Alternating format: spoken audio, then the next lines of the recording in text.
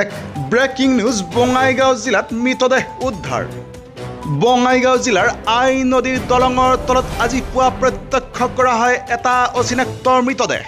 আজি পুৱাৰ ভাগতেই আই নদীৰ দলঙৰ তলৰ পানী জুৱৰিত পৰি থকা অৱস্থাত প্ৰত্যক্ষ কৰা হয় অচিনাক্ত মৃতদেহটো আৰু মৃতদেহটোৰ পিন্ধনত আছিল ক'লা কাপোৰ। আৰু এই লৈ সমগ্ৰ ডাউকিজাৰ অঞ্চলতেই বিৰাজ কৰিছে এক চেপা উত্তেজনাই। আৰু ঘটনাস্থলীত উৎসুক ৰাইজে ভিৰ কৰাৰ লগতে ঘটনাস্থলীত ইতিমধ্যে উপস্থিত হৈছেহি আৰক্ষী। অৱশ্যে এতিয়ালৈকে চিনাক্ত কৰিব পৰা হোৱা নাই মৃতদেহটোৰ পৰিচয়।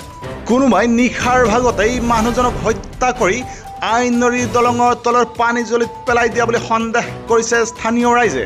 অৱশ্যে আৰক্ষীৰ তদন্তৰ পিছতহে হয়তো পোহৰলৈ আহিব ঘটনাৰ সম্পূৰ্ণ ৰহস্য।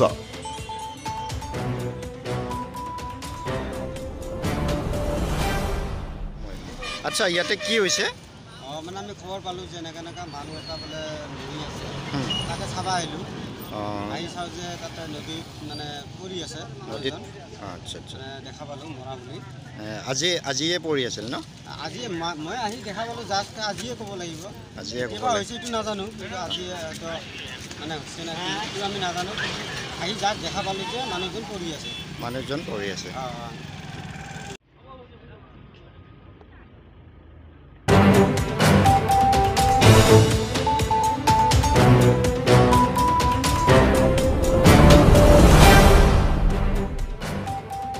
মানিকপুৰৰ পৰা নিন্তু কুমাৰ ৰায় ৰিপৰ্ট, নিউজ টাইম 3।